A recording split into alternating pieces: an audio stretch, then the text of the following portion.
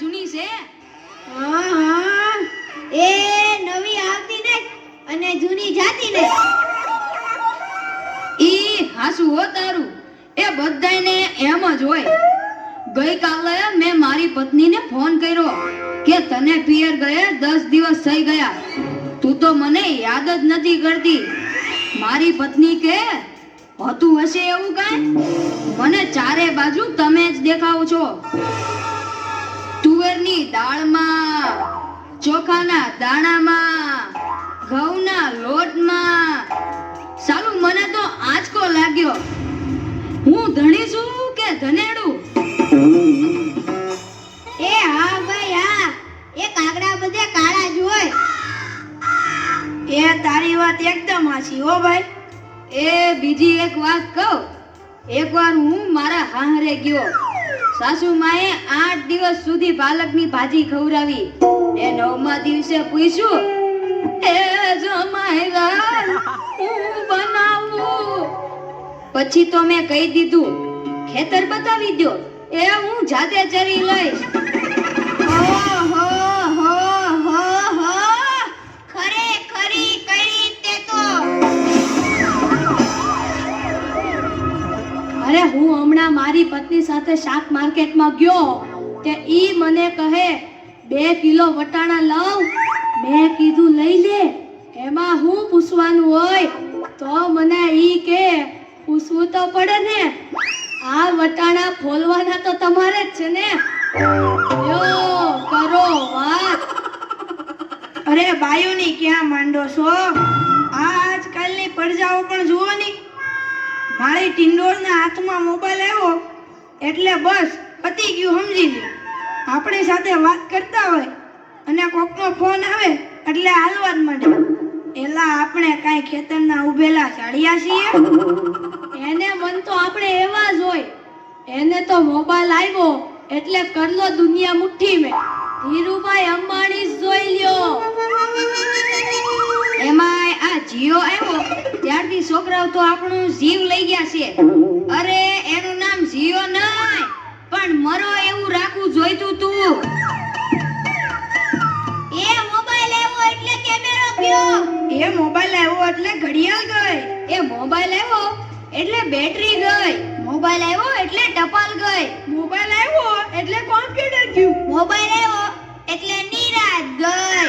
અને એમાંય જો આપણો મોબાઈલ આપણી ઘરવાળીના હાથમાં આવ્યો તો આપણે ગયા. લ્યો કરો વાત. એલા આ જીઓ ઉપરથી યાદ આવ્યું, તમને ખબર છે હમણાં સુધી પછી પૈસા હાલતા હતા ઈ કોણે બંધ કરાવે? ઈ ખબર છે તમને કોઈને? નથી ખબર ને? સરકારે બંધ કરાવ્યા, બીજું કોણ કરે? એ નહીં, ઈ પછી પૈસા એટલે પાવલી. ઈ પાવલી આ જીઓ વાળા મુકેશ અંબાણીએ બંધ કરાવી. એ કેવી રીતે? જો હું કહું, મુકેશ અંબાણીના લગ્ન થતા હતા ઈ વખતે આ પાવલી એટલે ઘણા બધા પૈસા કહેવાય. તે ગોળ મહારાજ ઘડીએ ને ઘડીએ કીધા કરે, પાણીની ચમચી ભરો ને મૂકો પાવલી. ગણપતિ પૂજન કરાવે ને કે મૂકો પાવલી. એક ફેરો ફરે ને કહે મૂકો પાવલી.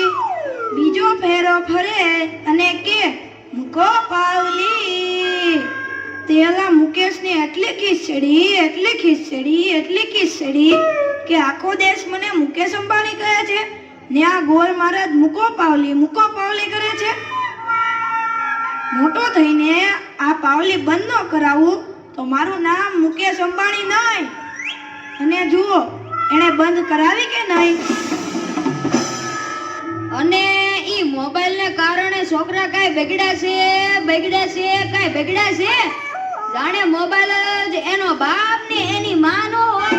અને આપણા છોકરાની તો વાત જ ના થાય હો. એ વરાસા મોકલ્યો હોય તો તાબીએ જઈને બેઠો હોય, અવેડાના ડાટા કાઢી નાખી એવા હોય. કાલે મેં ઓયલા પહેલાને કીધું કે તારો છોકરો પથ્થરના ઘા કરે છે, કોઈને વાગી જશે. પહેલો મને કે ઈ મારો છોકરો નહીં, ઈ તો મારો ભાણિયો છે. મારો છોકરો તો તારા બૂટમાં પાણી ભરે જો.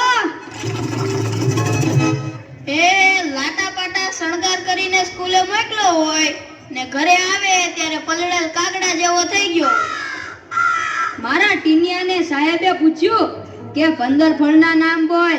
ટીનિયો કે એક સફરજન, બીજું એક ચીકુ, એક ત્રીજું પપૈયું અને 1 ડઝન કેળા.